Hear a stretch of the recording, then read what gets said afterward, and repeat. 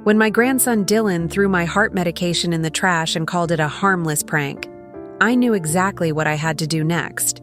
See, Dylan had been living in my house rent-free for 2 years while I paid for his college tuition, his car, insurance, and even his weekend spending money. But this wasn't just about disrespect anymore. This was about my life. Those pills cost $300 a month and keep me alive. Without them, my heart condition could literally kill me. But Dylan, he just laughed it off like it was some funny joke for his social media friends. That's when I walked to my safe, pulled out the $47,000 college fund I'd been saving for him since he was 5 years old, and made a decision that would change both our lives forever. You see, I'd been planning something special for months, something that would teach this ungrateful young man the most valuable lesson of his life. And trust me, by the end of this story, you'll understand why sometimes the best gift you can give someone is showing them exactly what they're about to lose. Before we jump back in, tell us where you're tuning in from, and if this story touches you, make sure you're subscribed, because tomorrow I've saved something extra special for you. The autumn sun streamed through the tall windows of my Victorian home on Maple Street, casting long shadows across the hardwood floors I'd polished, myself, just that morning. At 72, I still took pride in maintaining the house that had been in my family for 3 generations.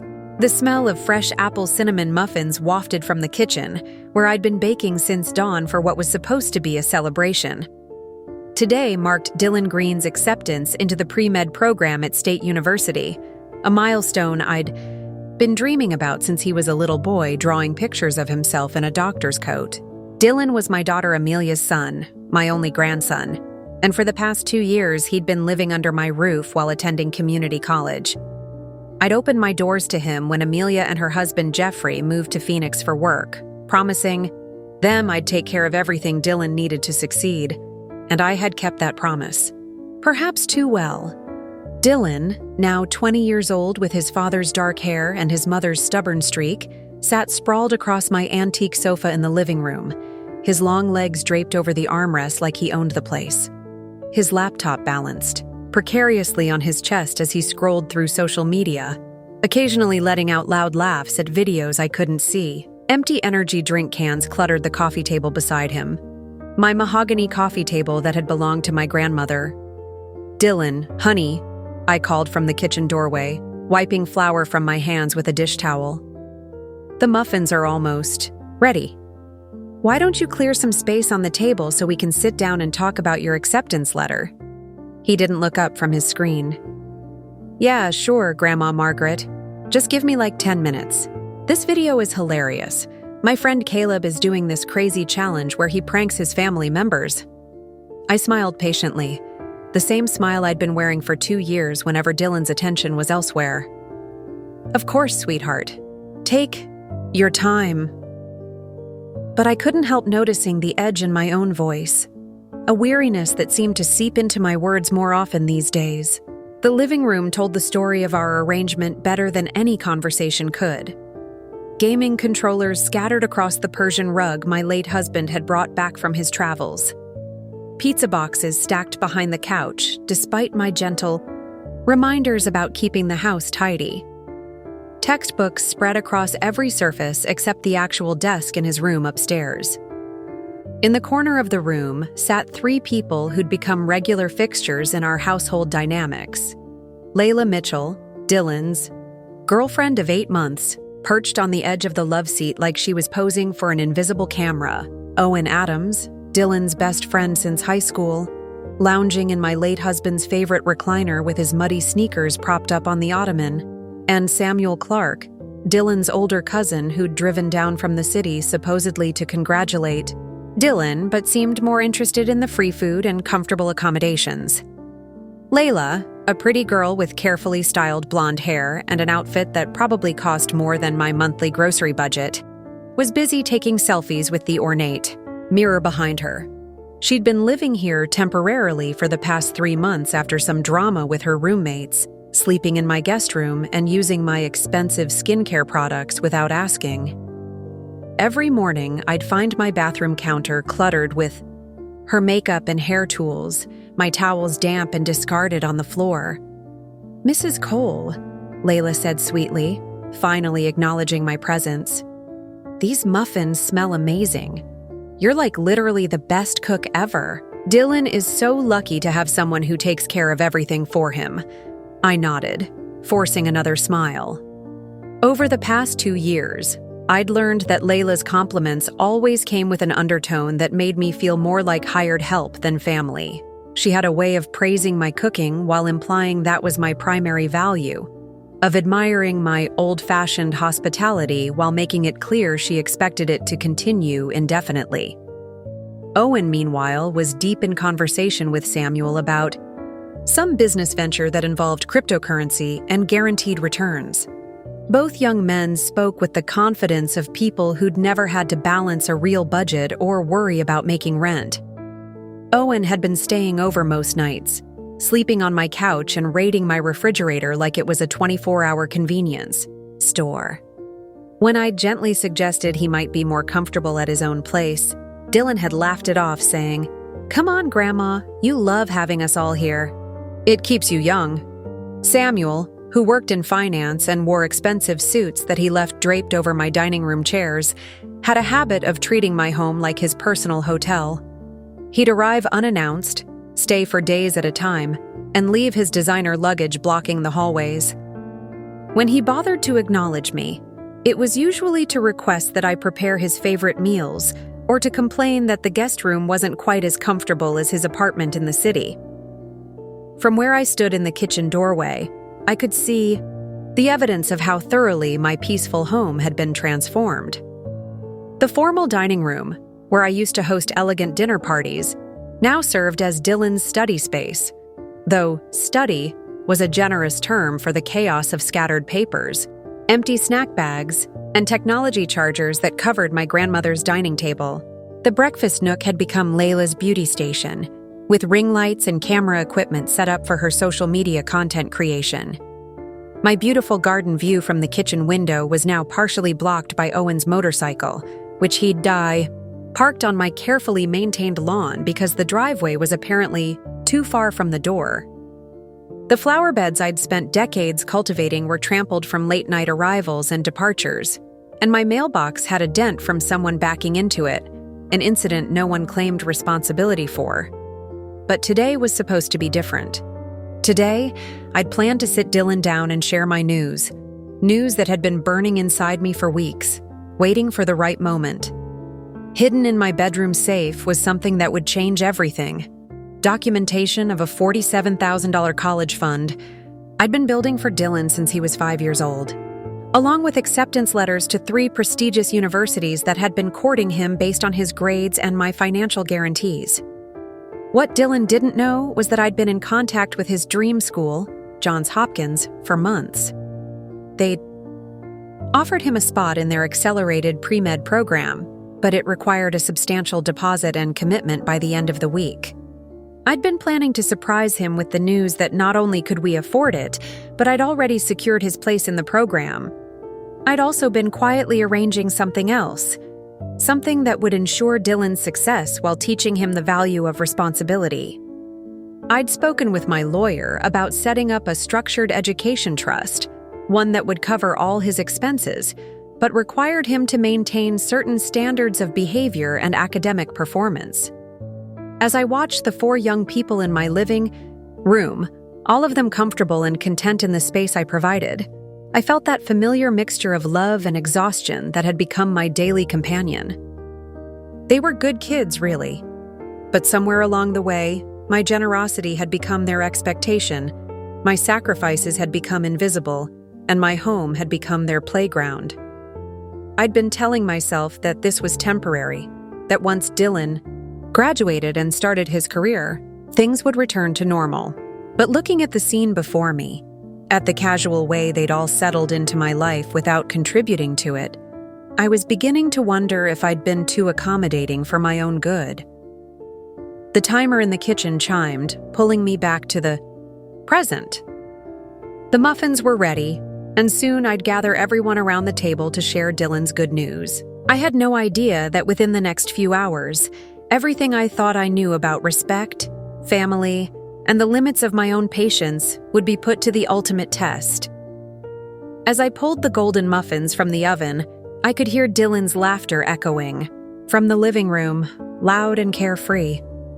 It was a sound I'd always loved, but today, for reasons I couldn't quite name, it made something deep in my chest feel tight and uncertain. The story of how I became Dylan's full-time caretaker, financier, and apparently invisible support system began 2 years ago on a rainy Thursday in October. Amelia had called me in tears, her voice shaking as she explained that Jeffrey's company was transferring him to Phoenix with only 3 weeks' notice. Dylan was halfway through his sophomore year at Westfield Community College, finally finding his stride academically after a rocky start in high school. Preparing and narrating this story took us a lot of time, so if you are enjoying it, subscribe to our channel, it means a lot to us. Now back to the story. "Mom, I don't know what to do," Amelia had sobbed into the phone. "Dylan's got his routine here, his job at the campus bookstore, his study group. If we uproot him now, he might lose his momentum completely. You know how hard it was to get him focused on his grades." I remembered sitting in my quiet kitchen that evening, looking around at the empty rooms that had felt too large and too silent since my husband Harold passed 5 years earlier. The house had good bones, plenty of space, and more importantly, it was only 10 minutes from Dylan's college. The decision felt obvious, even noble. "Don't worry, sweetheart," I told my daughter. "Dylan can stay with me. I'll make sure he has everything he needs." What I hadn't anticipated was how completely everything he needs would expand to encompass virtually every aspect of his existence. It started innocently enough. Dylan moved into the guest room with 2 suitcases and a promise to help around the house. For the first month, he actually did, taking out the trash without being asked, doing his own laundry, even cooking dinner for us a few times. I'd felt useful again, needed in a way I hadn't experienced since Harold's death. The house felt alive with Dylan's presence, his music playing softly from upstairs, the sound of him talking to friends on the phone. But gradually, almost imperceptibly, the dynamic shifted. First came the utilities. Dylan's gaming setup and constant device charging nearly doubled my electric bill. When I mentioned it gently, he'd looked genuinely surprised. "Oh wow, Grandma, I had no idea. Let me give you some money for that." But the money never materialized, and eventually I stopped bringing it up. It seemed petty to worry about $50 or $60 extra when I was just happy to have him here. Then came the groceries. Dylan was a growing young man with an athlete's appetite, despite giving up sports after high school. My weekly grocery budget, carefully calculated for one person living modestly, suddenly stretched to accommodate energy drinks, premium snacks, and the kind of name-brand foods I'd never bought for myself. When I suggested we make a shopping list together so I could budget accordingly, Dylan would flash that charming smile and say, "You're the best, Grandma. Just get whatever looks good to you. You know what I like." The car situation evolved next. Dylan's old Honda had broken down just before Christmas of his first year here, leaving him stranded without transportation to school and work. The repair estimate was $1,800, money he didn't have and couldn't ask his parents for, since Jeffrey and Amelia were still settling into their new life in Phoenix and struggling with their own increased living expenses. "I can take the bus," Dylan had offered half-heartedly, though we both knew the public transportation to his college involved 2 transfers and would add 3 hours to his daily commute. I'd found myself at the Honda dealership that week, co-signing for a reliable used Civic and agreeing to make the monthly payments until Dylan could get back on his feet financially. That was 18 months ago. Dylan had made exactly 3 payments before his bookstore job became too stressful with his course load, and he'd needed to quit to focus on his studies. The tuition situation had been the biggest shock. I'd assumed that Dylan's in-state tuition and Amelia's careful college savings would cover his educational expenses. But there had been complications. Jeffrey's job transition had affected their credit, making it difficult to secure the parent loans they'd been counting on. Dylan's grades, while improved, weren't quite good enough for the merit scholarships he'd hoped for. "It's just temporary," Amelia had assured me during one of our increasingly strained phone conversations. "Jeffrey's stock options vest next year, and we'll be able to pay you back everything, plus interest." So I dipped into my retirement savings, the money Harold and I had carefully accumulated over 40 years of marriage, planning for a comfortable old age of travel and grandchildren's spoiling. I'd paid Dylan's tuition for 3 semesters now, watching my nest egg shrink while telling myself it was an investment in his future. But it wasn't just the money that had slowly drained from my life. It was the invisible labor that no one seemed to notice or acknowledge. I'd become Dylan's personal assistant, keeping track of his class schedules and assignment due dates better than he did. When he'd sleep through his alarm, I'd wake him up. When he forgot about important deadlines, I'd help him organize his work, and sometimes stay up late helping him study. I'd learned more about organic chemistry and calculus in the past 2 years than I'd ever wanted to know, not because I was curious, but because Dylan worked better when he could explain concepts out loud to someone. I'd also become his social coordinator and hostess. Owen had started coming over for study sessions that quickly devolved into gaming marathons. I'd provide snacks and drinks, clean up after them, and pretend not to notice when they'd stay up until 3 a.m. shouting at their screens while I tried to sleep. When Layla started spending weekends here, I'd started buying extra groceries and doing extra laundry without being asked. The house maintenance had fallen entirely to me as well, despite Dylan's initial promises to help. My 72-year-old, back now, handled all the yard work that Harold and I used to share. I climbed ladders to clean gutters, hauled heavy bags of mulch for the flower beds, and shoveled snow from the driveway while Dylan slept in until noon. When I'd mentioned that my arthritis was making some tasks difficult, Dylan had said, "Oh man, Grandma, I should totally help you with that stuff." But somehow he was always too busy when the work actually needed doing. The most painful part wasn't the physical labor or even the money. It was the gradual realization that my sacrifices had become invisible. Dylan no longer seemed to notice that his meals appeared without effort, that his laundry was always clean and folded, that his car, insurance was paid and his textbooks purchased. My contributions to his life had become as expected and unremarkable as the sunrise.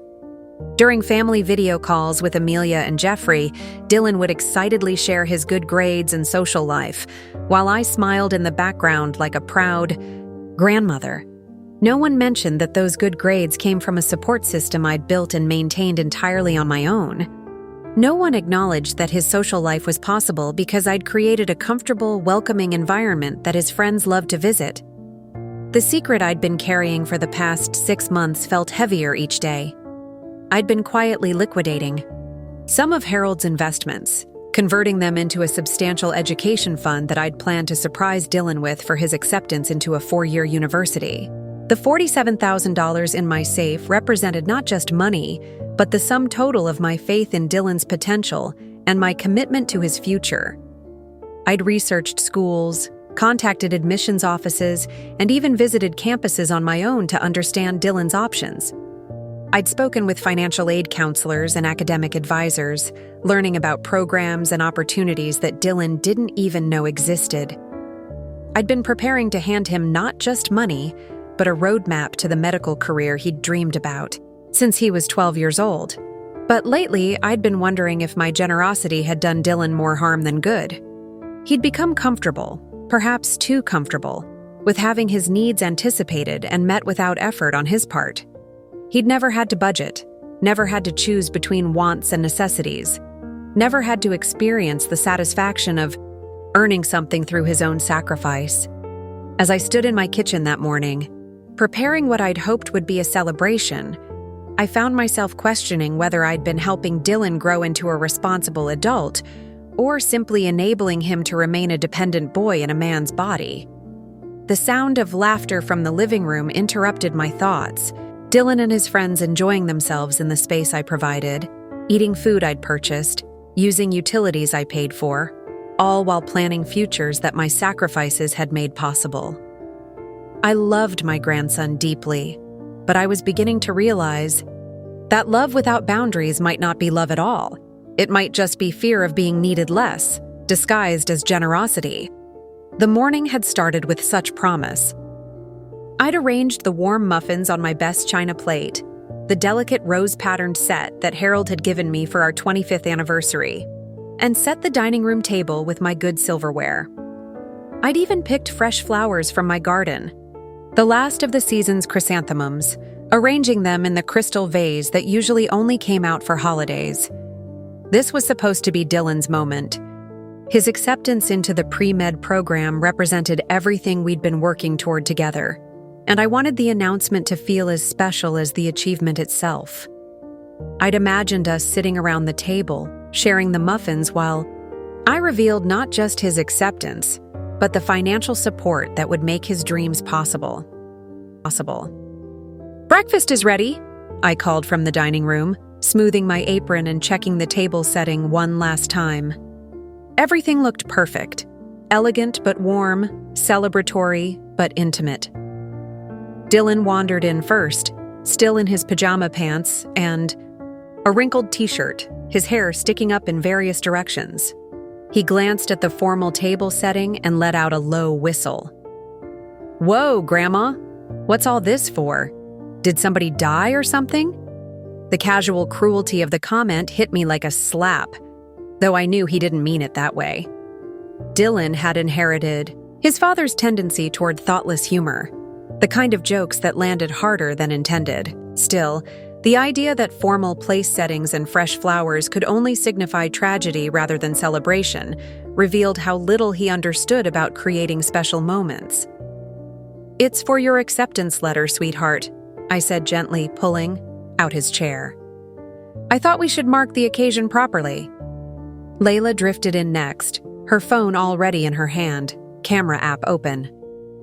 She was dressed in what she called her morning aesthetic, perfectly tousled hair, artfully oversized sweater, and makeup that was designed to look like she wasn't wearing any.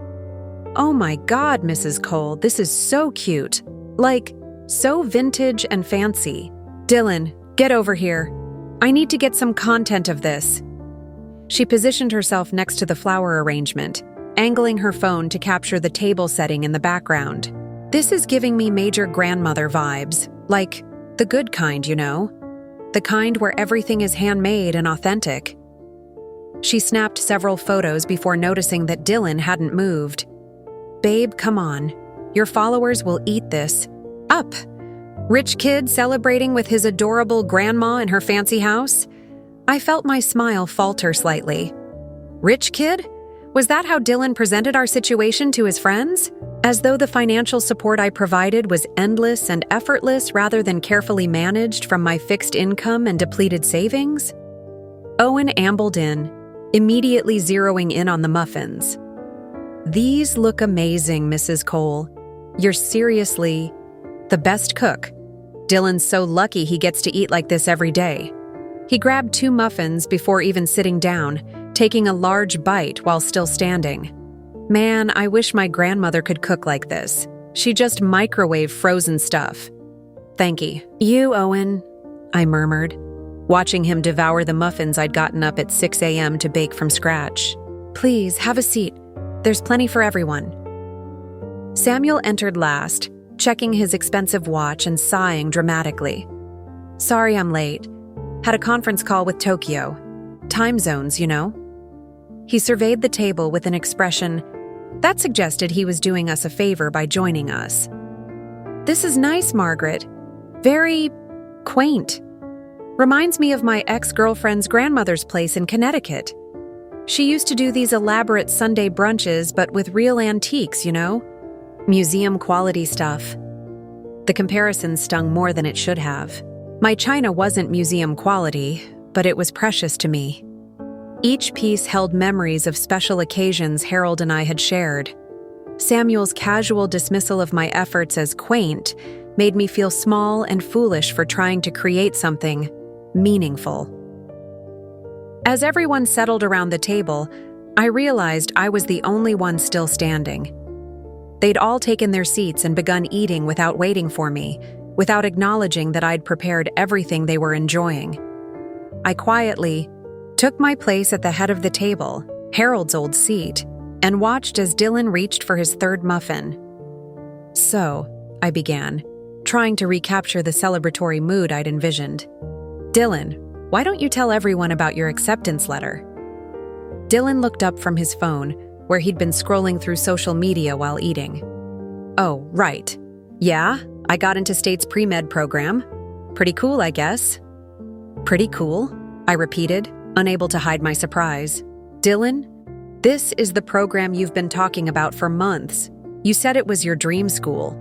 He shrugged, still not looking up from his phone. "I mean, yeah, it's good. But everyone gets into State if they have decent grades. It's not like I got into Harvard or anything actually impressive." The casual dismissal of his achievement, and by extension, all the work we'd both put into making it possible, left me momentarily speechless. I'd spent countless hours helping him study, reviewing his application essays, even driving him to campus visits. I'd watched him stress about his grades and worry about his future.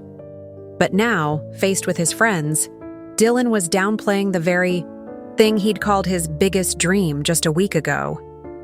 Layla looked up from her phone where she'd been editing the photos she'd taken. "Wait, babe, I thought you said this program was super selective. Didn't you tell me only 50 people get in each year?" Dylan's cheeks reddened slightly. "I mean, it's competitive, but it's not whatever, it's just State. My cousin got into an Ivy League school." I felt something twist in my chest. Samuel, Dylan's older cousin, had indeed gotten into an elite university, on his parents' dime, with no financial struggle, no community college detour, no need for grandmother's retirement savings to make his dreams possible. But Dylan was comparing his hard-earned achievement to Samuel's privilege-smoothed path and finding his own accomplishment lacking. "The pre-med program at State has an excellent reputation," I said quietly, trying to inject some pride back into the moment. "Dr. Williams at the clinic said their graduates have a higher acceptance rate to medical school than most private universities."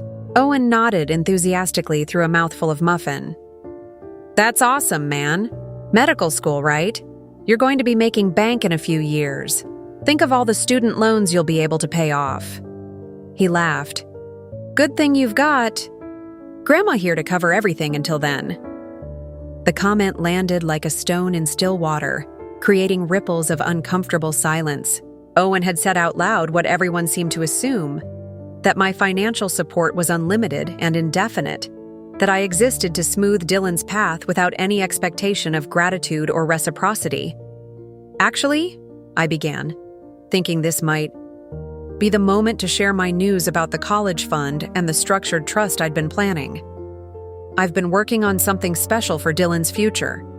But Dylan's phone buzzed loudly, interrupting me. He glanced at the screen and his face lit up with genuine excitement for the first time that morning. "Oh, awesome! Caleb's at the beach with some girls from his school. He wants me to drive down and meet them." He stood up abruptly, muffin still in hand, crumbs scattering across my carefully set table. "This is perfect timing. I can tell them about State in person." "Dylan," I said softly, "we're having breakfast. I wanted to talk to you about—" "Grandma, this is important. Caleb never invites me to hang out with college girls. This could be my chance to actually meet someone cool before I transfer to State." He was already moving toward the door, his phone pressed to his ear. "Caleb, yeah, man, I'm leaving now. Just give me 2 hours to drive down there." I watched my grandson walk away from the celebration I'd planned, abandoning the conversation I'd been preparing for weeks, leaving his dirty plate and scattered crumbs for me to clean up.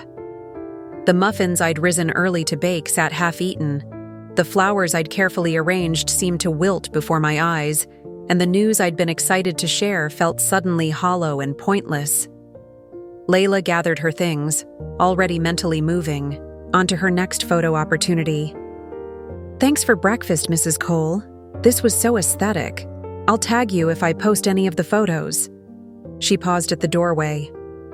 "Oh, and Dylan asked me to mention, we might be having a few people over tonight to celebrate. Nothing big, just like 10 or 15 friends. You don't mind, right?"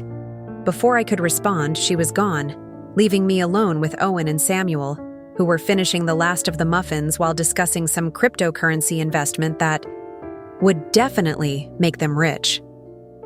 I sat in my empty chair at the head of my formal table, surrounded by the remnants of a celebration that had never quite materialized, holding news that no one had stayed long enough to hear. The irony wasn't lost on me. I'd been planning to surprise Dylan with the key to his future, but he'd been too distracted by his present to notice that I had anything to offer at all. The house felt different after Dylan left for the beach that afternoon. I spent an hour cleaning up the breakfast remnants, carefully washing my good china and putting away the crystal vase that had held my garden chrysanthemums. As I worked, I tried to shake off the disappointment from the morning, telling myself that Dylan was just young and excited about his social life. There would be other opportunities to share my news about the college fund, but the universe seemed determined to test my patience that day.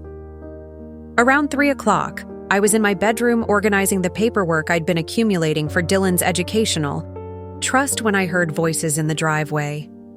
Through my window, I could see Dylan's Honda pulling up, followed by 2 other cars I didn't recognize. My heart sank as I counted the people emerging from the vehicles, far more than the 10 or 15 friends Layla had mentioned.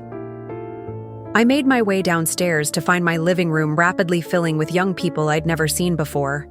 Dylan was in the center of it all, animated and energetic in a way he rarely was around me anymore, regaling the group with stories about his college acceptance while Owen set up speakers that were already pumping bass-heavy music through my quiet house. "Grandma!" Dylan called out when he spotted me hovering in the doorway. "Come meet everyone!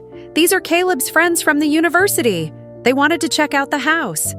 A girl with purple-streaked hair and multiple piercings looked around my living room with undisguised assessment. "Wow, this place is huge, and so fancy with all the old stuff. It's like a museum or something." "Yeah," agreed a young man wearing a Supreme hoodie that probably cost more than my monthly grocery budget. "Dylan said his grandma has this sick house where he gets to live for free. That's so cool that she's chill about parties. Free." The word hit me like a physical blow. In Dylan's retelling of our arrangement, my home had become simply free housing. My financial support reduced to being chill about parties. 2 years of sacrifices, thousands of dollars in tuition and living expenses, countless hours of cooking and cleaning and worrying, all of it distilled down to Dylan's grandmother being cool enough to let him treat her house like a dormitory. Forced a smile and retreated to the kitchen, but I couldn't escape the conversation that followed. Through the thin walls, I could hear Dylan holding court, and what I heard made my blood run cold. "Yeah, living here is pretty sweet," Dylan was saying, his voice carrying that casual confidence he used when he wanted to impress people. "Grandma covers everything: tuition, car payments, food, utilities. She's loaded from when my grandfather died, so it's not like it's a big deal for her." Loaded. The casual lie sent a chill through me. Harold had left me comfortable but not wealthy, and certainly not wealthy enough to indefinitely support Dylan's lifestyle without sacrifice. Every tuition payment came from careful budgeting and strategic withdrawal from retirement accounts. Every car payment meant I postponed replacing my own aging appliances. The loaded grandmother Dylan described to his friends was a fiction that made his dependence seem less pathetic and my sacrifices invisible. "That's so lucky," said a girl's voice I didn't recognize. "My parents make me work 20 hours a week just to help with groceries. They're always on my case about money." "Yeah, well," Dylan replied, and I could hear the shrug in his voice. Some grandparents are just more generous than others. Plus, she loves having me here. It keeps her from being lonely in this big house. The casual appropriation of my emotions was perhaps worse than the financial lies. Dylan had decided not only that my money was freely available, but that my motivations were purely selfish. That I supported him to alleviate my own loneliness rather than because I believed in his future. It reduced me to a stereotypical lonely widow who paid for companionship through generosity. But the conversation took an even more painful turn when someone asked about Dylan's plans after graduation. "Oh, medical school for sure," Dylan said confidently. "I've already got connections at Johns Hopkins through some family friends, and money won't be an issue. Grandma's got it all figured out." My hands trembled as I gripped the kitchen counter. Dylan didn't know about my conversations with Johns Hopkins, didn't know about the deposit I'd already secured, or the strings I'd pulled through my late husband's professional connections.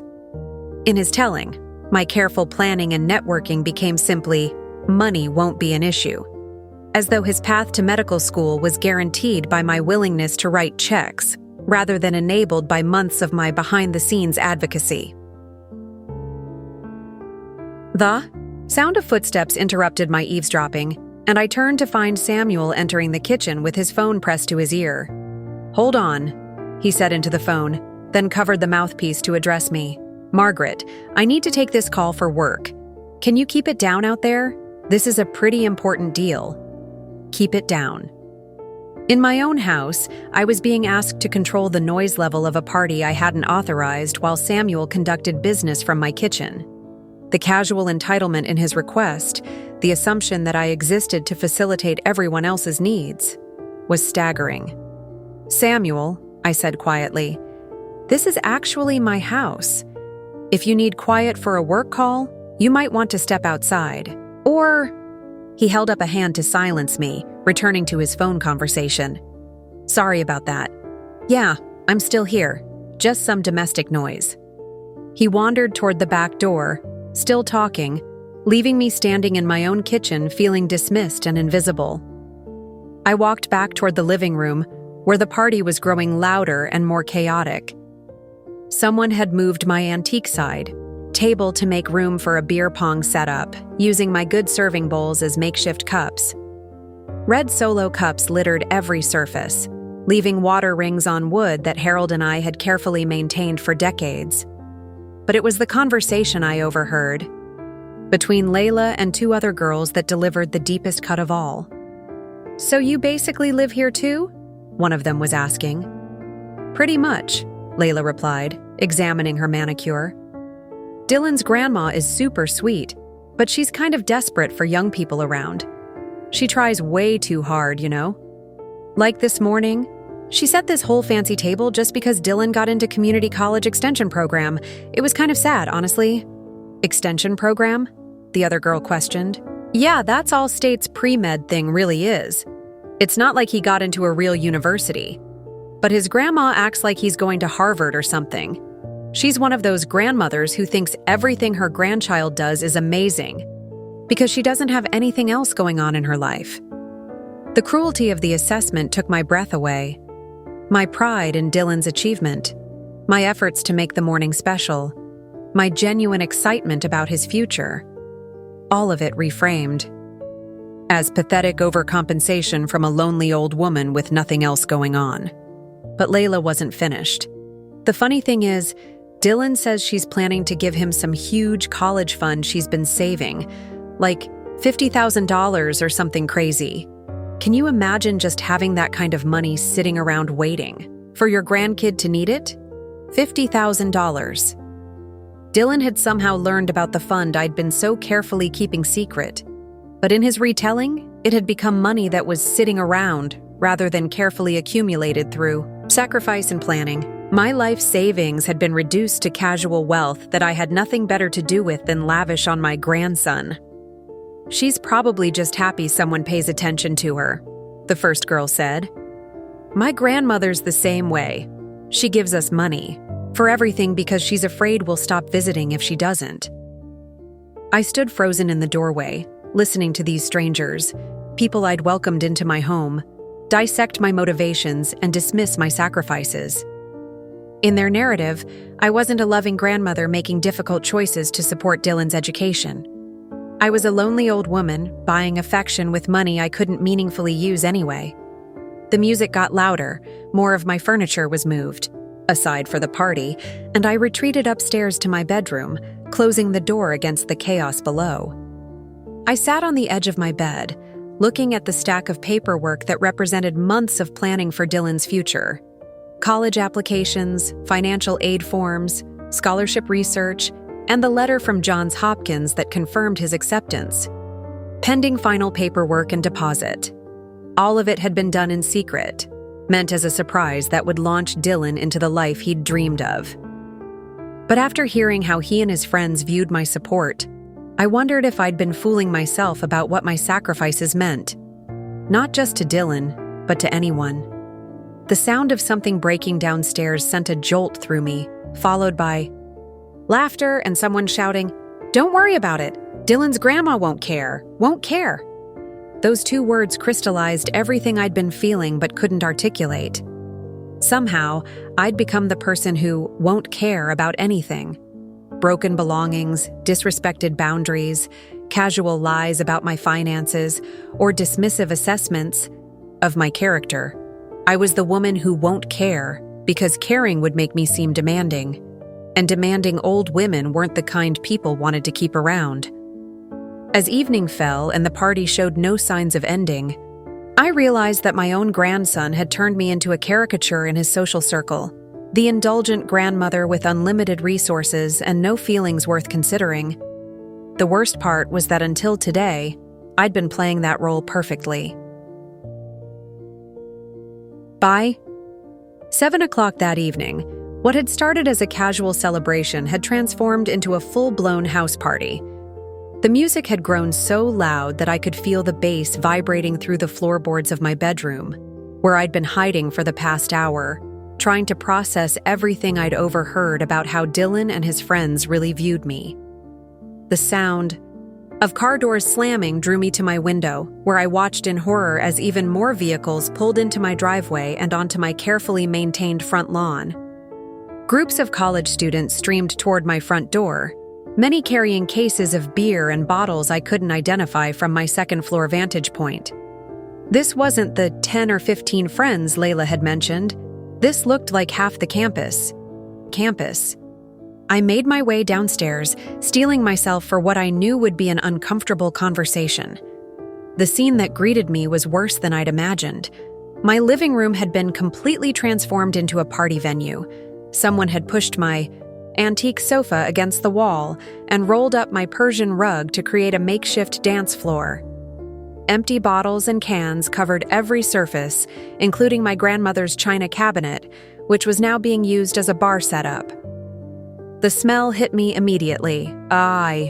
Combination of spilled alcohol, cigarettes, and something else I couldn't identify, but that made my stomach turn.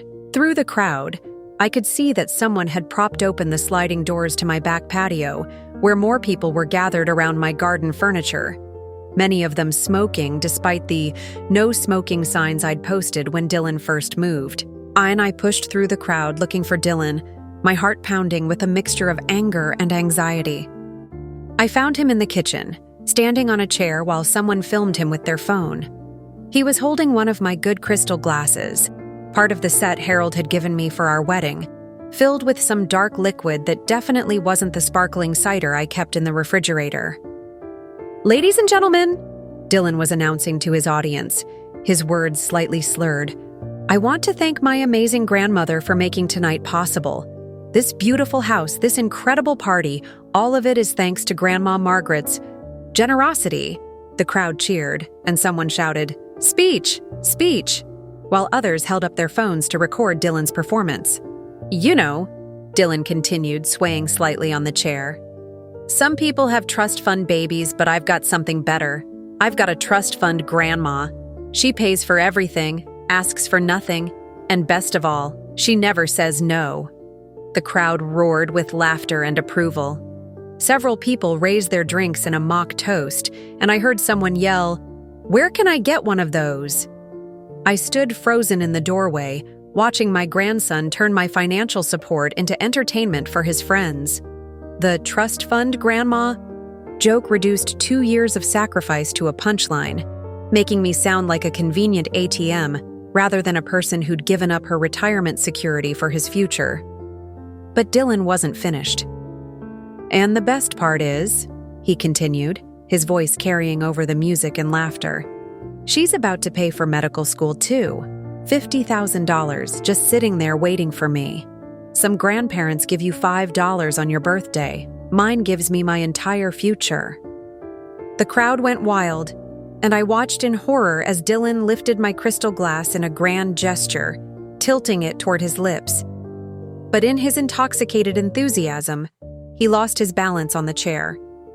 The glass slipped from his hand, falling in what felt like slow motion until it shattered against my tile floor in an explosion of crystal and dark liquid. The room fell silent for exactly 3 seconds before erupting in even louder cheers and applause. "Dylan! Dylan! Dylan!" they chanted, as though breaking my wedding crystal was some kind of achievement worthy of celebration. "No worries," Dylan laughed, jumping down from the chair and crunching pieces of my irreplaceable glass under his sneakers. "Grandma's got plenty more where that came from." That's when I found my voice. "Actually," I said, stepping into the kitchen, my words cutting through the noise like a blade, "I don't." The crowd turned toward me, and I saw Dylan's face go pale as he realized I'd been watching his performance. For a moment, the music seemed to dim, and I could feel dozens of eyes on me, some curious, some amused, most simply annoyed that the party had been interrupted by an adult. "Grandma," Dylan said, his voice artificially bright. "There you are. I was just telling everyone how awesome you are for letting us celebrate here." "Celebrate," I repeated slowly, looking around at my destroyed kitchen, at the pieces of my wedding crystal scattered across the floor, at the sticky puddles of alcohol covering my countertops. "Is that what we're calling this?" Layla appeared at Dylan's side, her phone already recording. "Mrs. Cole, we're making such great memories tonight. This is going to get so many views. Your house is like literally perfect for content." "Content," I said, the word tasting bitter in my mouth. "My home has become content." Owen pushed through the crowd, beer in hand, his face flushed with alcohol and excitement. "Mrs. Cole, you should be proud. Dylan just told everyone about how you're paying for his medical school. You're like the coolest grandmother ever." "The coolest grandmother ever," I repeated, my voice growing stronger. "Because I pay for things." The crowd was starting to shift uncomfortably, sensing the tension but not quite understanding its source. Someone turned the music down slightly, and I could hear the conversations from the other rooms. Discussions about my house, my belongings, my money, as though I weren't a person but simply a resource to be exploited. Samuel appeared in the doorway, his expensive suit replaced by casual clothes, a drink in his hand. "Margaret, come on. Don't be such a killjoy." Dylan's celebrating his acceptance. "You should be happy for him." "Happy," I said, my voice carrying an edge I didn't recognize. "You want me to be happy about watching my grandson turn my support into a comedy routine?" "Oh, come on," said a girl I didn't recognize, stepping forward with the confidence of someone who'd clearly had too much to drink. "He was just being funny. You can't seriously be mad about one little glass. You've got like a whole cabinet full of them." The casual dismissal of my wedding crystal, one little glass, sent something hot and sharp through my chest. This stranger, this person I'd never met who was drinking my alcohol in my house, felt entitled to tell me what I should and shouldn't value. "Actually," I said, my voice growing louder, "I can be mad about whatever I choose to be mad about. This is my house." Dylan stepped forward, his expression shifting from embarrassment to irritation. "Grandma, you're being dramatic. It was an accident. I'll buy you a new glass, okay?" "Buy me a new glass," I repeated. "With what money, Dylan? The money I gave you? The money I'm currently giving you? The money I've been planning to give you?" The room had gone completely silent now, all eyes darting between Dylan and me like spectators at a tennis match. I could see phones being raised, people preparing to record what they sensed might become drama worth sharing. "Look," Dylan said, his voice taking on the patronizing tone he used when he thought I was being unreasonable. "I know you're upset, but this isn't the time or place. We can talk about this tomorrow when everyone's gone." "When everyone's gone," I said, looking around at the crowd of strangers who'd invaded my home, consumed my food and alcohol, broken my belongings, and reduced me to a punchline. After they've finished using my house for their entertainment. "God, she's so dramatic," I heard someone whisper, and several people laughed. That's when something inside me finally snapped. "Dramatic?" I said, my voice carrying across the room with surprising force. "You want to see dramatic? Everyone out, now! This party is over!" The silence that followed was deafening. Dylan's face went from pale to bright red, and I could see him calculating how much social capital this moment was costing him in front of his friends. "Grandma," he said through gritted teeth, his voice low and threatening in a way I'd never heard before. "You're embarrassing me." I looked at my grandson. This young man I'd sacrificed everything for, who was more concerned about his reputation than my feelings, and felt something inside me go cold and hard. "Good," I said simply. "Now you know how it feels." The crowd began to murmur and shift, some people already moving toward the exits, others pulling out their phones to capture what was clearly becoming a dramatic confrontation. I could see the calculations happening in real time, whether this was worth staying to witness or whether they should flee before things got worse. But Dylan wasn't backing down. "You can't just kick everyone out. This is my celebration. These are my friends in my house," I said, my voice steady and clear, "using my electricity, drinking my alcohol, breaking my belongings, and turning my life into entertainment." I looked around at the crowd of young faces, most of them avoiding my gaze now. "All of you, out. Now. The party is over." And for the first time in 2 years, I didn't say please. The aftermath of my party shutdown was swift and brutal. Within 20 minutes, my house had emptied of everyone except Dylan, Layla, Owen, and Samuel, the core group that had made themselves so comfortable in my home that they apparently felt entitled to stay even after I'd clearly asked everyone to leave. I spent the next hour surveying the damage while the four of them huddled in the living room, their voices low but their glances in my direction frequent and hostile. Empty bottles and cans were scattered throughout every room. Someone had ground what looked like chips into my dining room carpet. The bathroom was a disaster I didn't even want to contemplate cleaning. But it was the broken crystal in the kitchen that kept drawing my eyes, those glittering shards that represented so much more than just a wedding gift. By 10 o'clock, I was exhausted and heartbroken, but I'd managed to restore some semblance of order to the main floor. The deeper damage, the stains, the lingering smells, the sticky residue on my antique furniture, would take days to address properly. As I worked, I could hear Dylan and his friends discussing me in increasingly harsh terms, their voices carrying through the house with careless volume. "She's lost her mind," Dylan was saying. "I've never seen her act like this before. It's like she's turned into a completely different person." "Maybe she's having some kind of breakdown," Layla suggested. "My grandmother went through menopause really late and became super mean for like 2 years. "She's way past menopause," Owen laughed. "This is just her showing her true colors. My dad always says you can't trust old people with money. They get weird and controlling about it." Isha. Casual cruelty of their assessment stung, but what hurt more was Dylan's failure to defend me even slightly. These were people in my home, eating my food, enjoying my hospitality, and he was allowing them to psychoanalyze me like I was some unstable stranger, rather than the grandmother who'd supported him unconditionally for 2 years. But it was what happened next that pushed me past every boundary I'd previously maintained.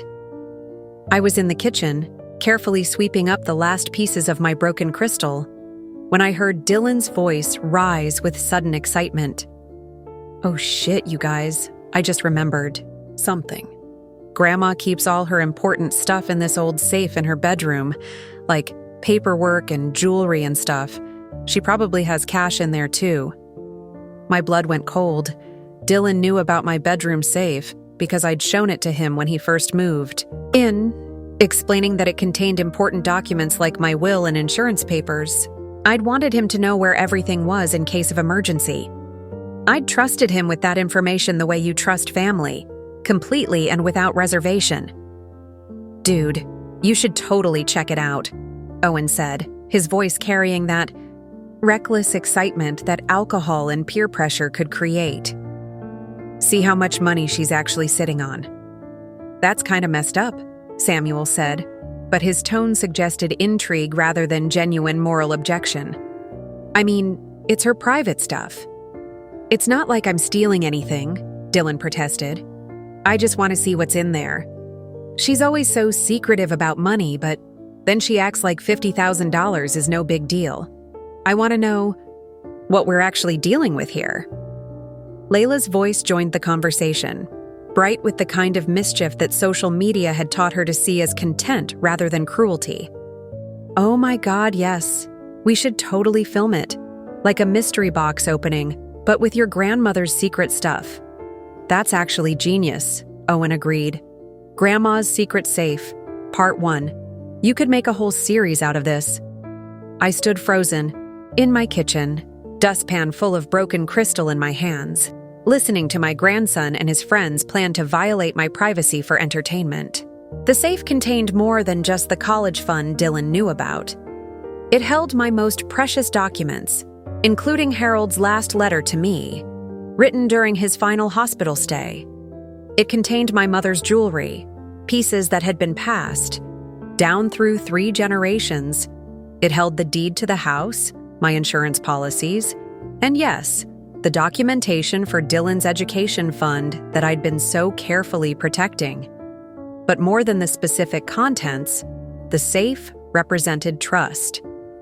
It was the place where I kept the things that mattered most to me, secure in the knowledge that only I had access to them. Dylan's casual suggestion that he should violate that trust and film it for social media revealed just how completely he'd stopped seeing me as a person deserving of basic respect. I don't know the combination, though, Dylan was saying, and I could hear the disappointment in his voice. She probably keeps it written down somewhere, Layla suggested. Old people always do that because they can't remember numbers. Check. Her desk? Samuel advised. Or her purse. People always keep important codes with their important stuff. I set down the dustpan with trembling hands and moved quietly toward the living room, staying just out of sight but close enough to hear every word of their conspiracy. Actually, Dylan said, his voice taking on the excited tone he used when he thought he was being clever. I bet I can figure it out. She's super sentimental about dates and stuff. It's probably their anniversary or Grandpa's birthday or something predictable like that. Oh, that's so smart, Layla cooed. You know her better than anyone. When were they married? June 15th, 1965, Dylan rattled off without hesitation. She talks about it constantly, and Grandpa's birthday was March 3rd, 1943. If it's not one of those, it might be my birthday or my mom's birthday. She's obsessed with family dates.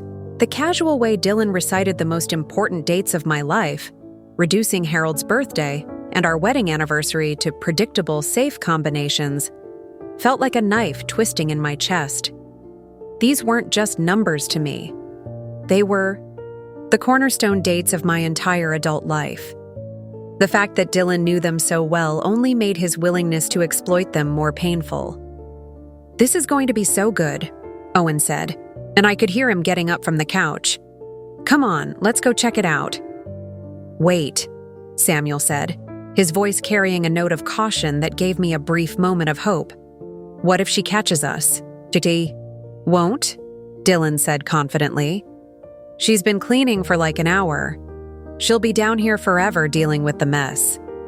Besides, even if she does catch us, what's she going to do? Kick me out? She needs me here more than I need to be here.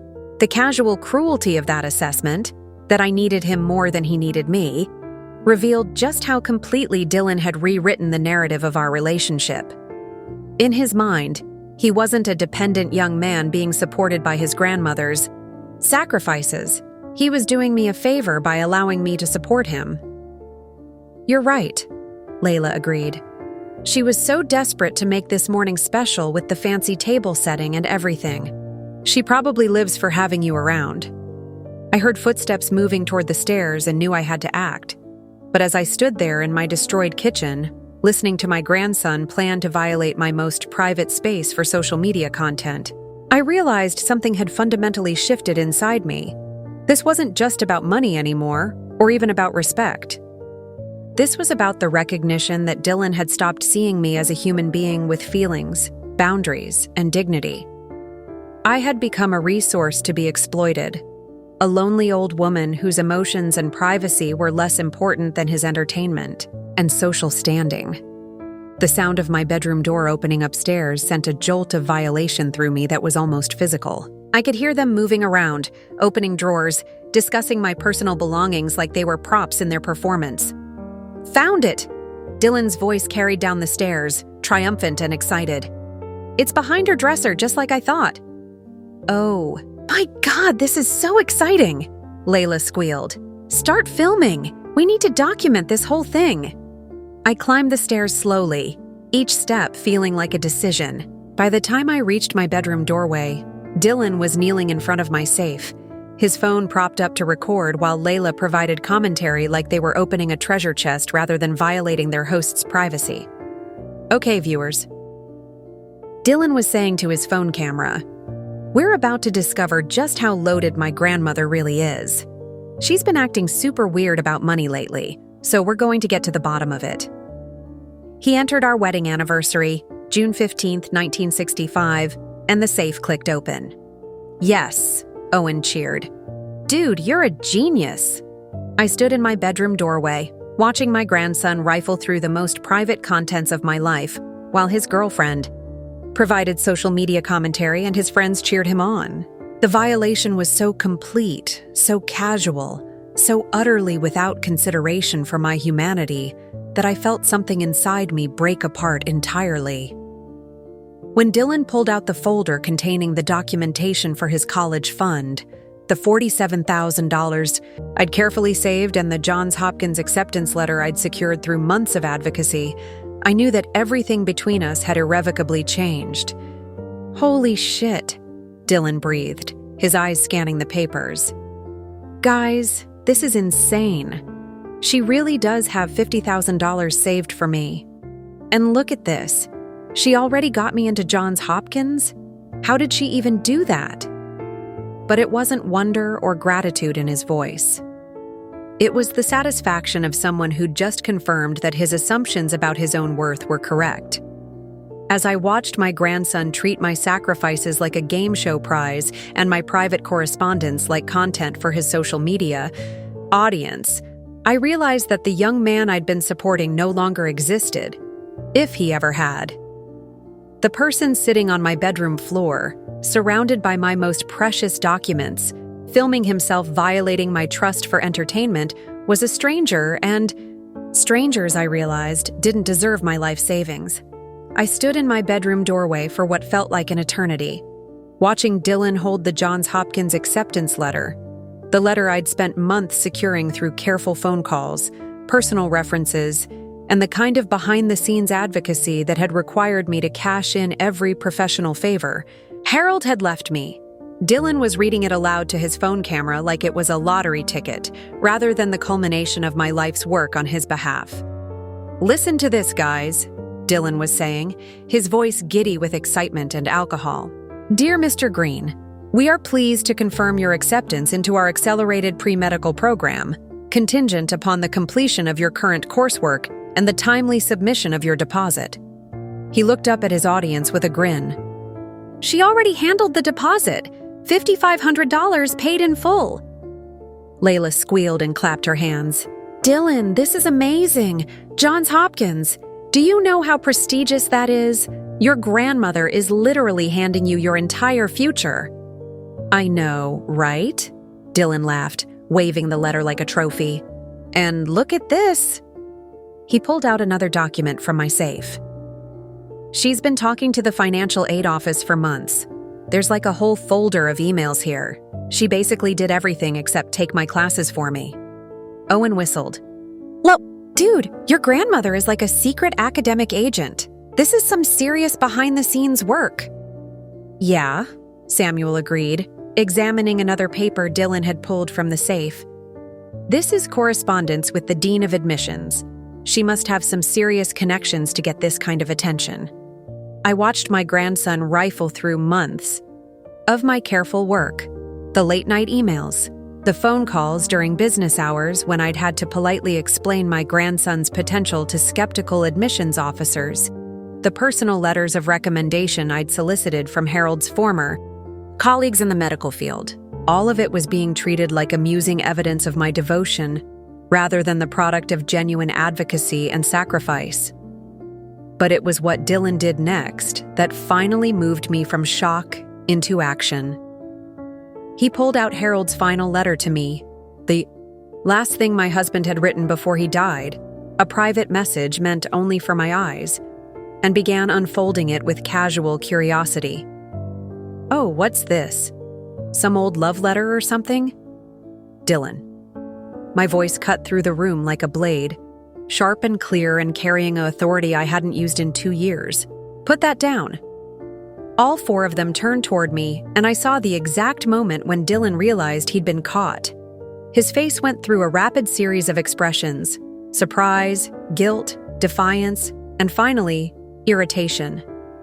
Grandma, he said, his tone taking on that patronizing quality he'd perfected over the past few months. You scared me. We were just... I know exactly what you were doing, I interrupted, stepping into my own bedroom with a calm I didn't feel. You were violating my privacy, rifling through my personal documents and filming it for social media. In my bedroom. Without permission. Layla lowered her phone slightly, her influencer smile faltering. Mrs. Cole, we weren't trying to be disrespectful. We were just curious about the college fund Dylan mentioned and you decided that your curiosity was more important than my right to privacy in my own home. I finished. Is that what you're telling me? Owen shifted uncomfortably, finally, seeming to recognize that they'd crossed a significant line. Look, Mrs. Cole, maybe we got a little carried away, but Dylan said it would be okay. Dylan said it would be okay, I repeated slowly, my eyes fixed on my grandson, who was still holding Harold's letter in his hands like it was his property. Dylan decided it was okay to break into my safe, go through my personal documents, and film it all for entertainment. Dylan made that decision about my belongings, in my bedroom, without asking me. The room fell silent except for the distant sound of traffic outside my window. I could see them all calculating, trying to determine how much trouble they were actually in, and whether this was something they could laugh off or needed to take seriously. Dylan stood up slowly, still clutching the papers from my safe. Grandma, you're making this into a bigger deal than it is. I was just excited about Johns Hopkins, and I wanted to see what you'd planned. It's my college fund, right? So it's kind of my business too. The casual entitlement in his statement, the assumption that money I'd saved gave him the right to access my private safe, sent a flash of anger through me so sharp it took my breath away. Your college fund, I said quietly. Your business. Well, yeah, Dylan said, his confidence returning as he misread my calm tone. I mean, you saved it for me, so technically, I interrupted, my voice growing stronger. Every dollar in that account came from my Social Security checks, my retirement savings, and the sale of items your grandfather and I accumulated over 40 years of marriage. Technically, none of it belongs to you until I decide to give it to you. The silence that followed was different from before. Heavier, more uncomfortable. I could see understanding beginning to dawn on their faces as they realized this conversation. had shifted into territory they weren't prepared for. "But you were planning to give it to me," Dylan said, and for the first time, I heard uncertainty in his voice. "For medical school. That's what this is all for, right?" I looked at my grandson, really looked at him, standing in my bedroom holding documents he'd stolen from my safe, surrounded by friends who'd helped him violate my privacy, defending his actions with casual entitlement. This young man who'd never once thanked me for paying his tuition, who'd never acknowledged the sacrifices I'd made to keep him comfortable, who'd just finished telling a room full of strangers that I was so desperate for his company that I'd pay any price to keep him around. I said simply. Past tense. Dylan's face went pale. "What do you mean, past tense?" I said, reaching out my hand. "Give me back my documents. All of them, including Harold's letter that you have no right to touch." "Grandma, come on," Dylan said, but his voice had lost its earlier confidence. "Don't be like this. We're family." "Family," I repeated. "Is that what we are?" I looked around the room at the 4 people who'd made themselves so comfortable in my home, who'd just spent the evening treating my house like their personal entertainment venue, and my belongings like props in their social media content. "Family. Members don't break into each other's safes," I said. "Family members don't film themselves stealing documents for social media content. Family members don't treat their host's most precious possessions like a treasure hunt." Layla tried to step in, her voice taking on the sweet, manipulative tone she used when she wanted something. "Mrs. Cole, I think there's been a misunderstanding. We weren't trying to hurt you. We were just excited about Dylan's future, and—" "Stop," I said, holding up my hand. "Just stop talking." I turned to Dylan, who was still holding my papers like he couldn't quite believe I was serious about wanting them back. "You have exactly 10 seconds to hand me every document you took from my safe," I said, my voice carrying a finality that surprised even me. "And then you have exactly 5 minutes to get out of my bedroom." "You can't be serious," Dylan said, but his voice was shaking now. "Over some stupid papers? Grandma, this is crazy. You're acting crazy." The word crazy? Thrown at me for the second time that evening for having boundaries and expectations, ignited something inside me that I'd been suppressing for far too long. "Crazy," I said, stepping closer to Dylan until he had to look me in the eye. "I'm crazy for objecting to having my privacy violated. I'm crazy for expecting basic respect in my own home. I'm crazy for not wanting my personal documents turned into entertainment for teenagers." I held out my hand again, palm up, steady as stone. "My documents. Now." Dylan looked around the room at his friends, clearly hoping for support. But Owen and Samuel were studiously avoiding eye contact, and even Layla had stopped filming.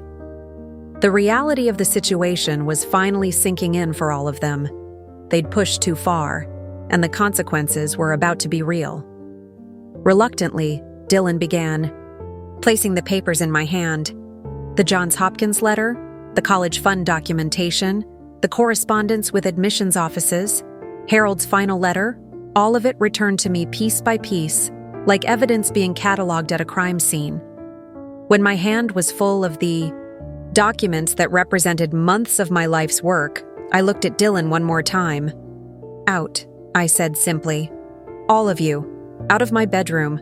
Out of my house. Now." "Grandma," Dylan tried one more time, his voice taking on the pleading tone he'd used as a small boy when he'd broken something precious. "Please don't do this. We can talk about it. I'm sorry, okay? I'm sorry." I looked at my grandson. This young man I'd loved and supported and sacrificed for, and felt something inside me settle into a cold, clear certainty. "No," I said. "We're done talking. And yes, you are sorry. But not for the reasons you think."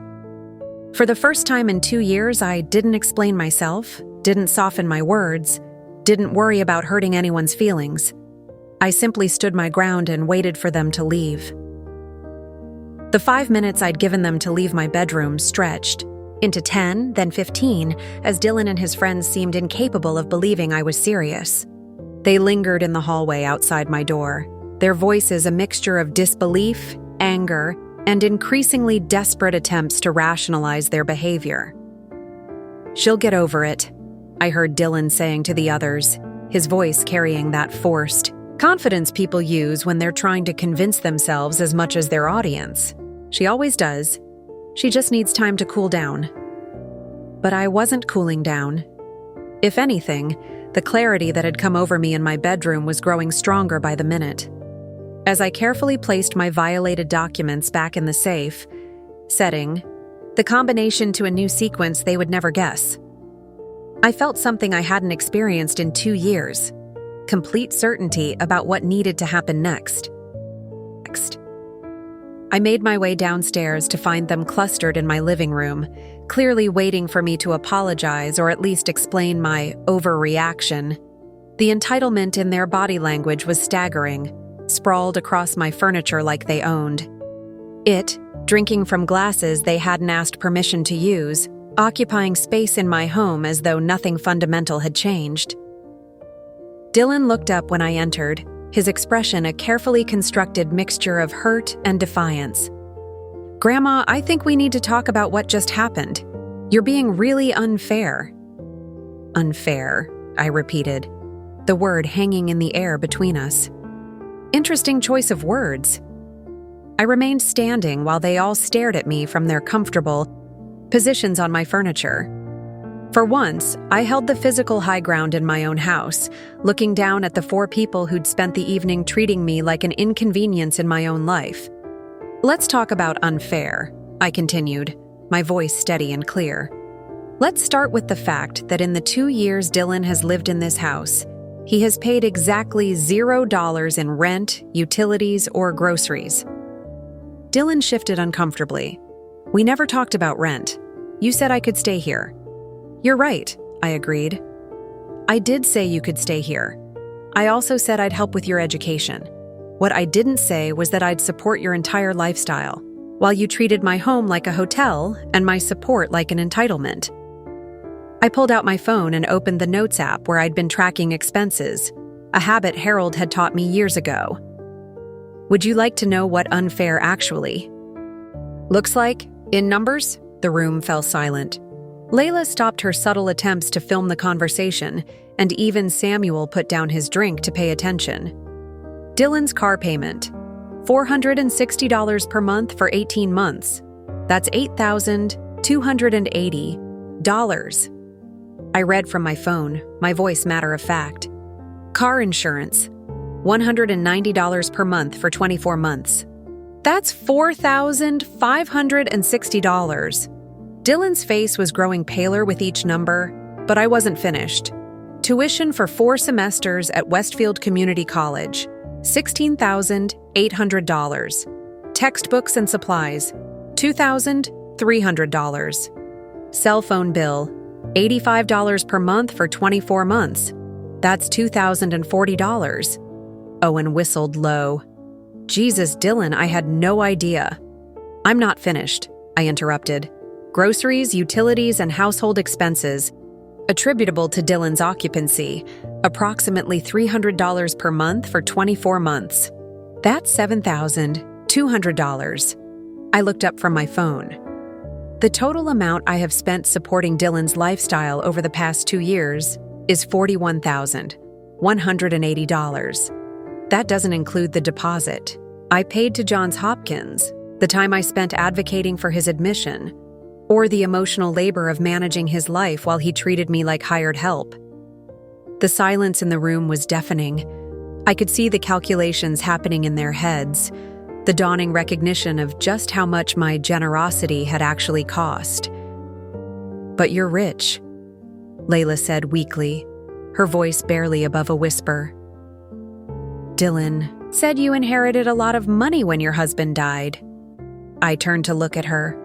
This young woman who'd been living in my guest room, using my utilities, eating my food, and making social media content in my house, and felt a surge of something, between pity and anger, Harold left me this house and enough savings to live comfortably if I managed my money carefully, I said. What he didn't leave me was unlimited wealth to subsidize other people's lifestyles indefinitely.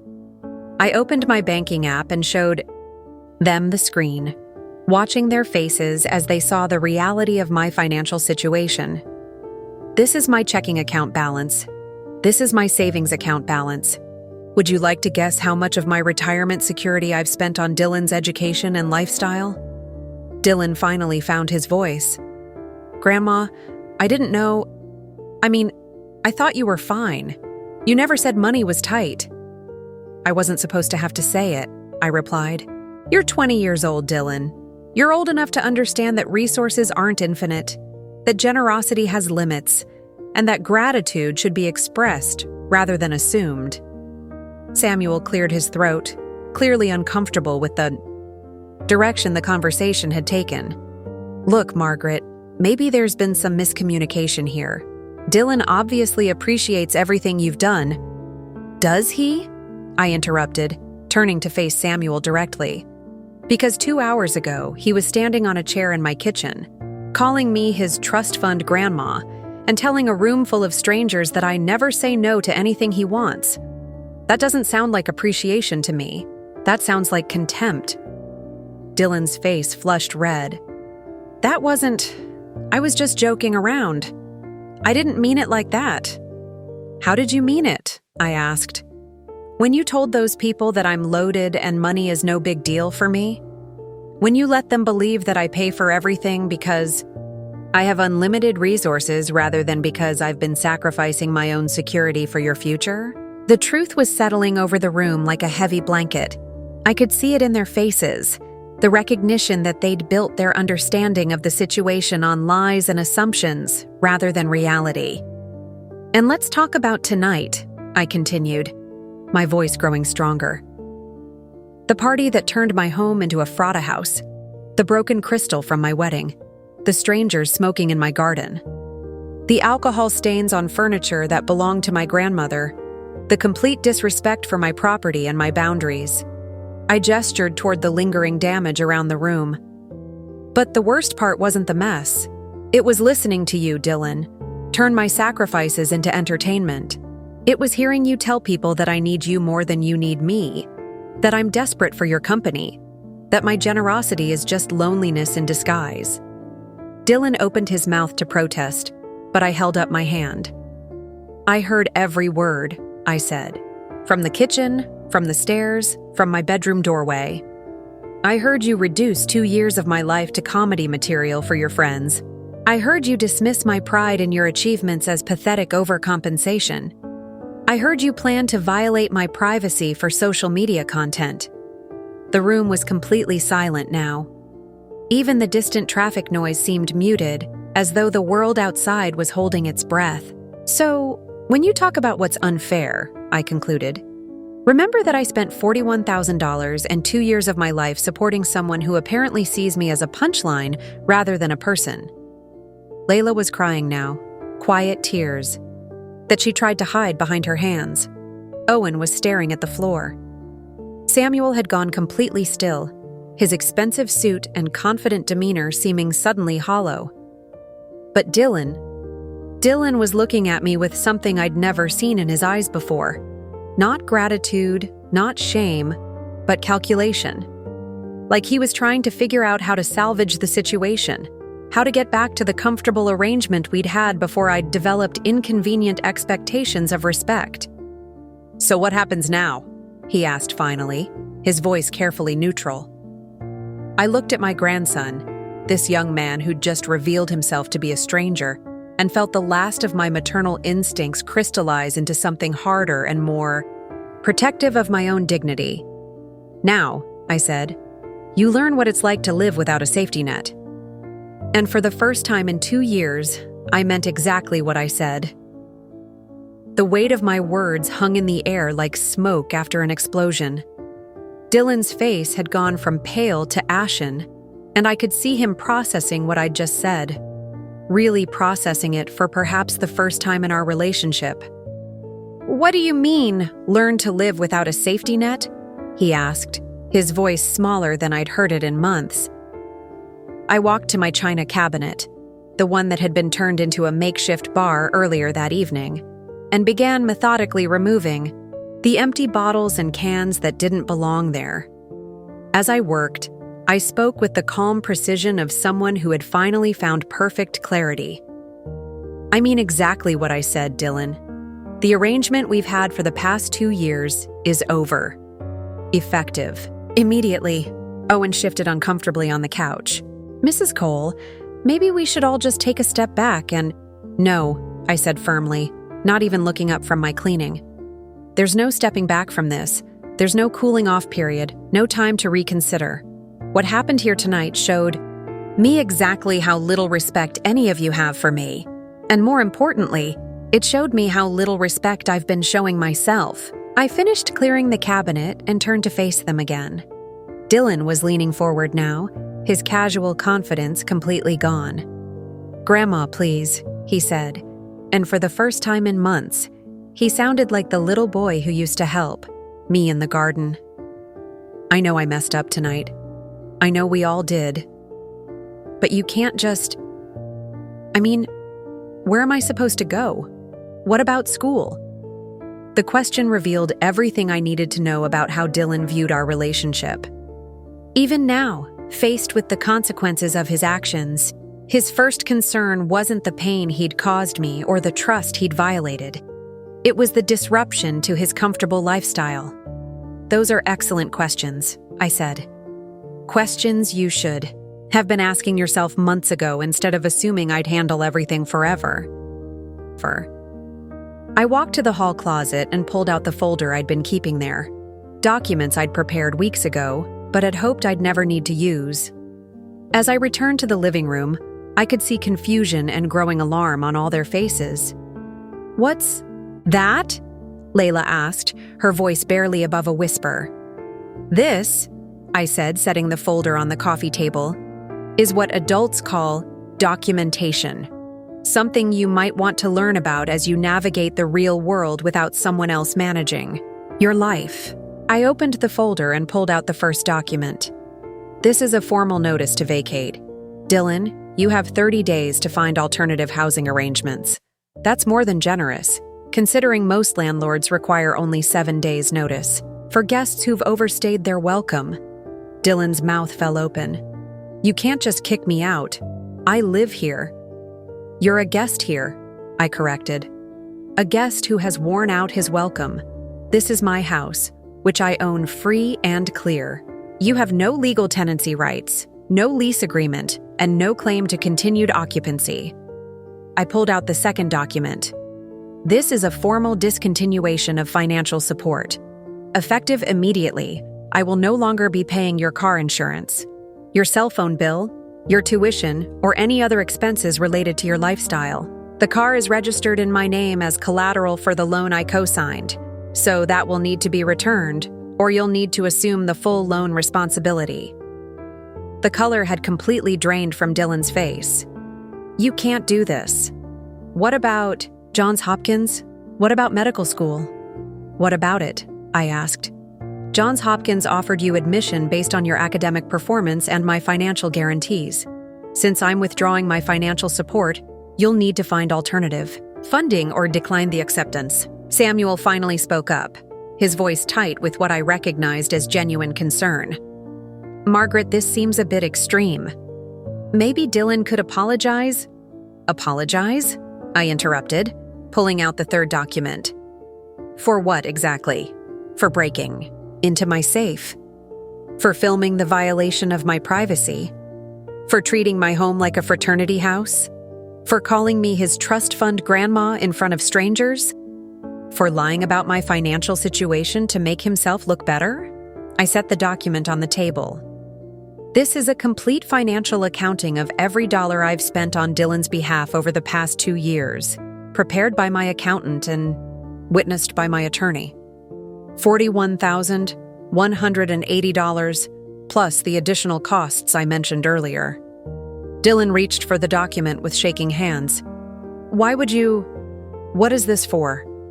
"It's for my records," I said, simply. and potentially for small claims court if necessary. You see, Dylan, when I agreed to support you, I was operating under the assumption that it was temporary assistance for a grateful family member who would eventually become self-sufficient. Instead, I've been funding a lifestyle for someone who sees me as an automated teller machine. Owen stood up abruptly. Look, Mrs. Cole, I think I should probably head home. This is getting pretty intense and— Sit down, I said, my voice carrying an authority that surprised even me. You're not going anywhere until we're finished here. He sat. I pulled out the fourth document, the one I'd been saving for last. This is perhaps the most important piece of paper in this folder. Dylan, do you remember the college fund you were so excited to discover in my safe? The $50,000 you told your friends was just sitting there waiting for you? Dylan nodded mutely, his eyes fixed on the paper in my hands.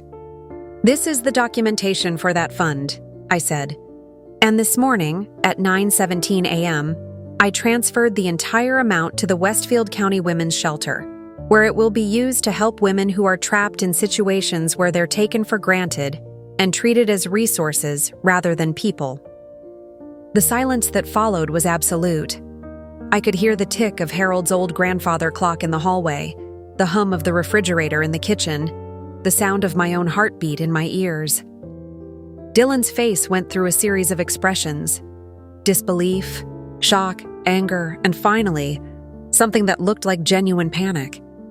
You can't have done that, he whispered. That money was for my education. That was my future. No, I said calmly.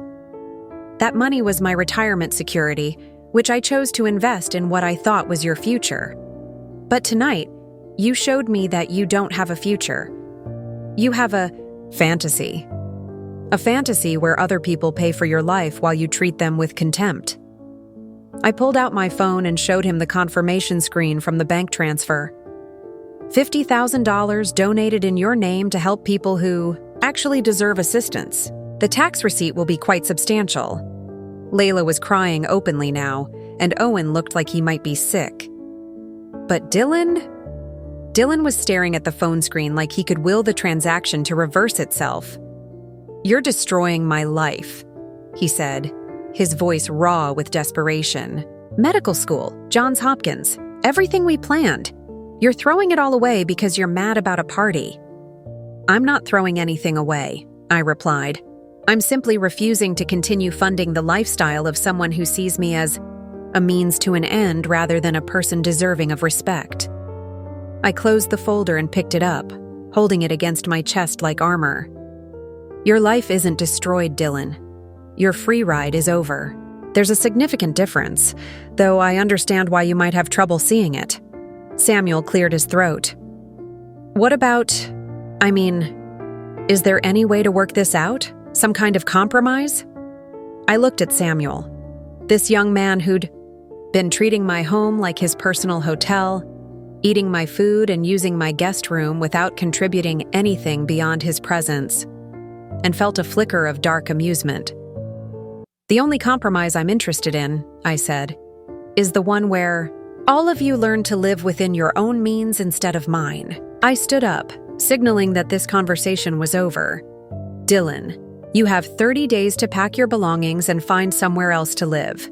The car needs to be returned to the dealership by the end of the week, or you need to arrange your own. Financing. Your cell phone service will be discontinued on Friday, and the next time you want to throw a party, I suggest you do it in a space that actually belongs to you. As I walked toward the stairs, I heard Dylan call after me, his voice breaking with emotion I couldn't quite identify. Grandma, please. I'm your family. I'm your only grandson. You can't just abandon me like this. I stopped on the bottom step and turned to look at him one last time. You're right, Dylan. You are my only grandson. And that's exactly why this hurts so much.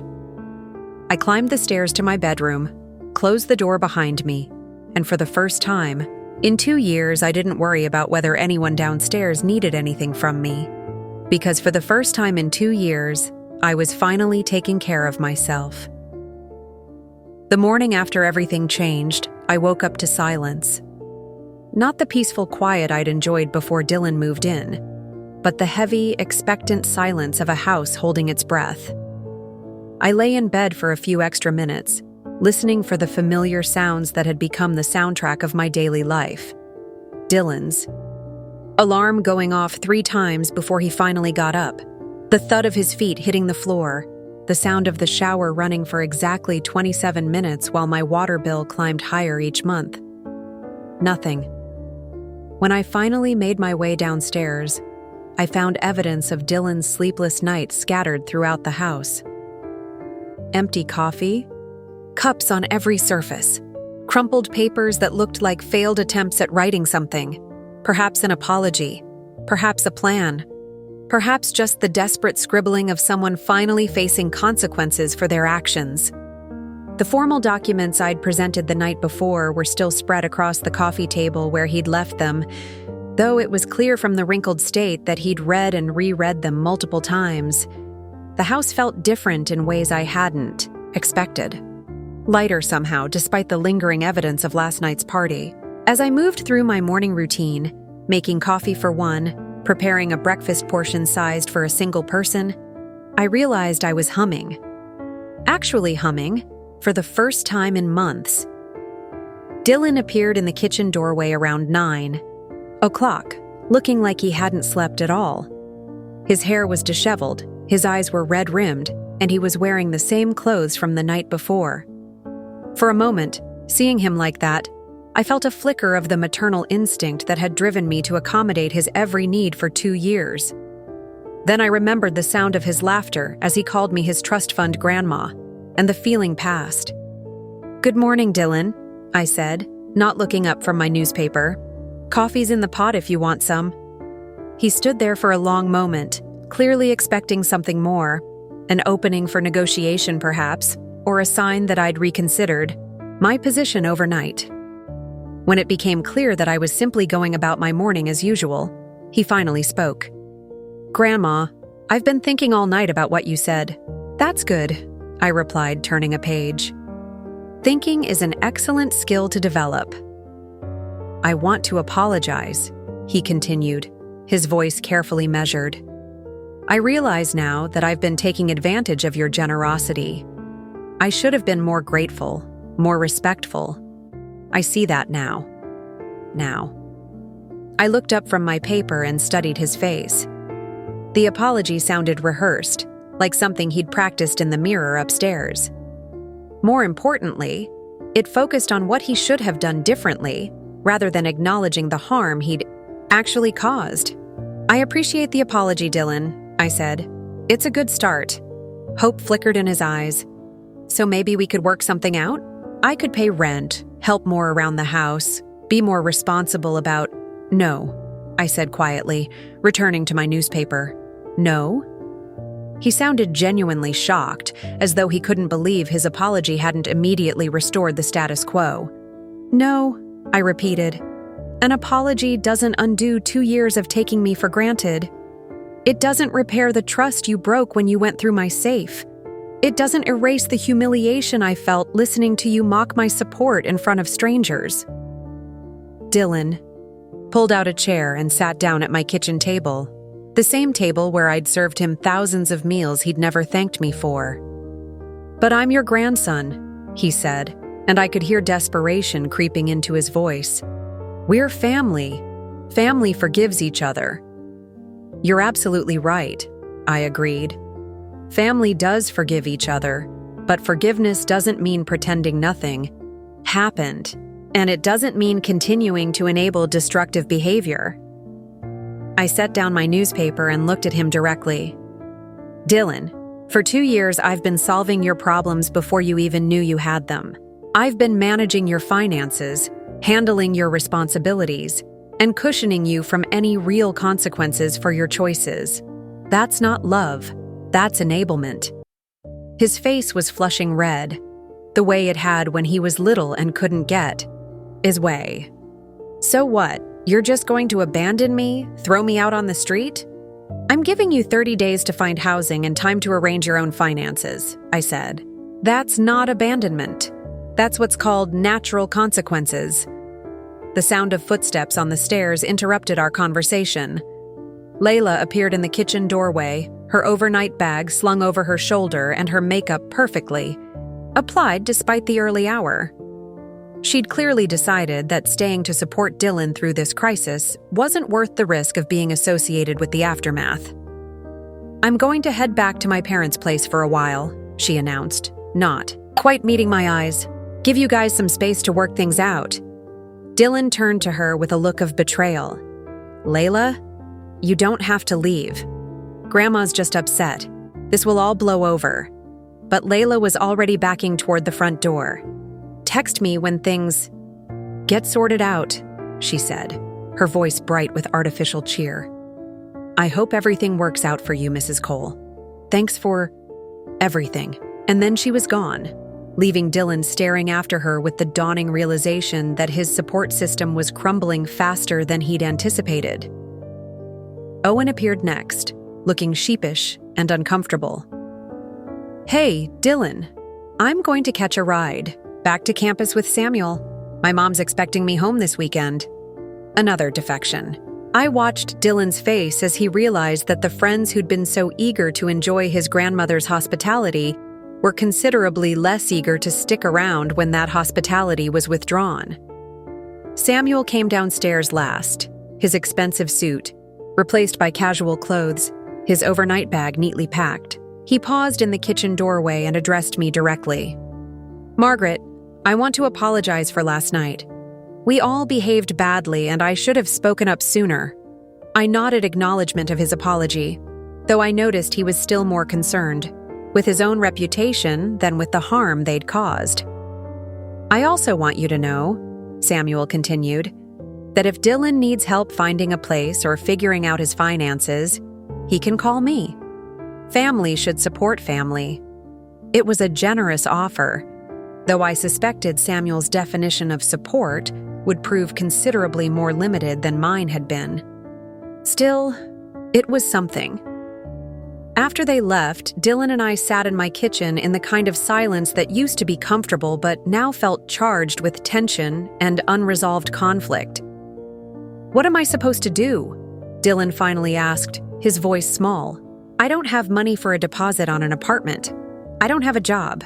I don't even have a car if you take that away too." For a moment, I felt the familiar urge to swoop in and solve his problems, to make a list and help him work through each challenge systematically.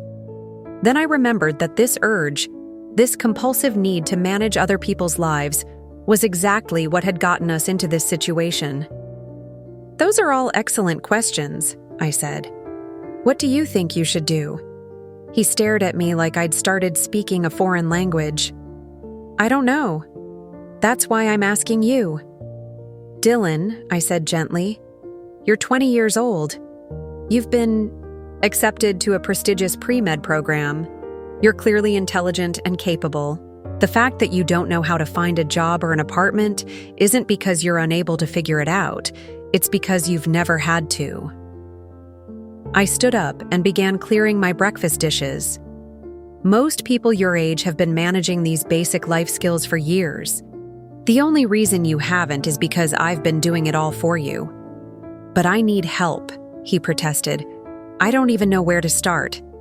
"Then you'll learn," I said simply, "the same way millions of other young adults learn, by trying, making mistakes, and figuring it out as you go."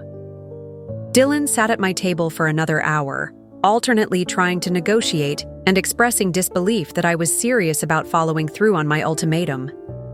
When he finally realized that I wasn't going to change my mind, he retreated upstairs to make phone calls.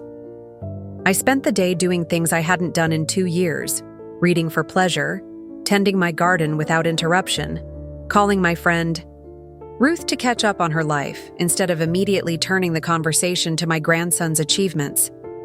It was remarkable how much lighter the house felt without the constant weight of managing someone else's existence. That evening, as I prepared dinner for one, I heard Dylan moving around upstairs. Packing, I assumed, though he still had weeks before his deadline. The sounds were accompanied by frequent phone calls, his voice alternately pleading, angry, and desperate as he tried to arrange alternative living situations. Around 8 o'clock, my own phone rang. Amelia's name appeared on the screen, and I knew Dylan had called his mother. "Mom." Amelia's voice was tight with stress. "Dylan called me crying. He says you're kicking him out and took away his college fund. What's going on?" I had expected this call, had even prepared for it mentally. "Dylan is facing the consequences of his choices," I said calmly. "I'm no longer willing to financially support someone who treats me with disrespect and contempt. But Mom, he's just a kid. He makes mistakes. That's what kids do." "Amelia," I said, "Dylan is 20 years old. When you were 20, you were married, working full-time, and supporting yourself. When I was 20, I was managing a household and helping your father through college. Dylan isn't a child. He's a young adult who's been enabled to act like one." The conversation continued for an hour, with Amelia alternately pleading, arguing, and trying to guilt me into reconsidering. But for the first time in years, I held firm. My daughter would have to learn, just as Dylan would, that my love didn't require me to sacrifice my own dignity and financial security. As I got ready for bed that night, I felt something I hadn't experienced in 2 years: peace. The house was quiet, my finances were my own again, and my future, for the first time in a long time, belonged entirely to me. Dylan had 30 days to figure out his life. After 2 years of having it managed for him, it was time he learned how to manage it himself. 6 months later, I was sitting on my back patio on a crisp October morning, sipping coffee from my good china, the same rose-patterned cup I'd used for special occasions when Harold was alive. The difference was that now every morning felt like a special occasion. The garden around me was preparing for winter, the chrysanthemums blooming in shades of deep gold and burgundy that seemed more vibrant than I remembered from previous years. The phone in my hand showed 17 missed calls from Dylan over the past week. I'd listened to the voicemails, each one a variation of the same theme. Things were hard, he was struggling. Couldn't I please reconsider and help him just one more time? The desperation in his voice had evolved over the months from angry to pleading to something approaching genuine remorse, but I hadn't returned the calls, not because I didn't love him, I would always love my grandson, but because I'd learned the difference between love and enablement, and I refused to confuse the two ever again. The past 6 months had been a revelation. Without the constant drain of Dylan's expenses, my finances had stabilized and even improved. I'd been able to replace the appliances I'd been postponing, repair the roof leak I'd been ignoring, and even book a cruise to Alaska I'd been dreaming about since Harold passed. More importantly, I'd discovered who I was when I wasn't defined by my role as someone else's solution to their problems. I'd started volunteering at the women's shelter where I'd donated Dylan's college fund. The work was meaningful in ways I hadn't expected, helping women navigate the practical challenges of rebuilding their lives, teaching basic financial literacy, providing the kind of support that empowered rather than enabled. The director, a sharp woman named Dr. Patricia Williams, had become a genuine friend, and through her, I'd discovered a community of women who understood that strength sometimes meant saying no to the people you loved most. The irony wasn't lost on me that in trying to secure Dylan's future, I'd accidentally discovered my own. My house had been transformed as well. Without the constant chaos of Dylan's lifestyle, I'd been able to redecorate the guest room into a proper home office, complete with the computer setup I'd always wanted, but never felt justified in purchasing. I'd started taking online courses, art, history, financial planning, even a creative writing workshop where I'd begun documenting my own story. The instructor, a published author named Margaret Chen, had encouraged me to consider turning my experiences into a book, suggesting that my perspective on family dynamics and financial boundaries might help other women in similar situations. The social dynamics had shifted dramatically too. Ruth and I had rekindled our friendship, meeting weekly for coffee, and discovering that we had more in common than just grandchildren to discuss. I'd joined a book club, started attending community, theater productions, and even begun dating. Something I'd never imagined at 72, but which had proven surprisingly rewarding. Harold had been the love of my life, but that didn't mean my capacity for companionship had died with him. My relationship with Amelia had taken longer to repair. For months after Dylan's departure, she'd alternated between angry phone calls accusing me of abandoning the family and guilt-laden messages about Dylan's struggles. The turning point had come when Jeffrey lost his job in Phoenix, and they'd faced their own financial crisis. Instead of asking me for help, which I wouldn't have provided. Anyway, they'd been forced to budget, prioritize, and make difficult choices about their lifestyle. "I never realized how much you were actually spending on Dylan," Amelia had admitted during a recent call. "When we had to cut our own expenses, I started thinking about what $40,000 actually means to someone on a fixed income. Mom, I'm sorry. I should have seen what you were sacrificing." The apology had meant more to me than any of Dylan's desperate voicemails because it came from understanding rather than desperation. Amelia had learned to see me as a person with limitations and feelings rather than an infinite resource, and that recognition had begun to rebuild the respect our relationship needed. But it was the letter I'd received yesterday that had prompted this morning's reflection. Dylan had written, not texted or called, a 3-page letter that was unlike anything I'd received from him before. "Dear Grandma," it began, "I've been trying to call you for months, but I think I finally understand why you haven't answered. I needed to figure some things out on my own before I deserved to take up your time again." The letter went on to detail his past 6 months that had clearly been difficult but also transformative. He'd moved in with Samuel, who'd charged him market-rate rent and required him to contribute to household expenses. He'd gotten a job at a medical supply company, starting in the warehouse but working his way up to a customer service position that paid enough to cover his basic expenses.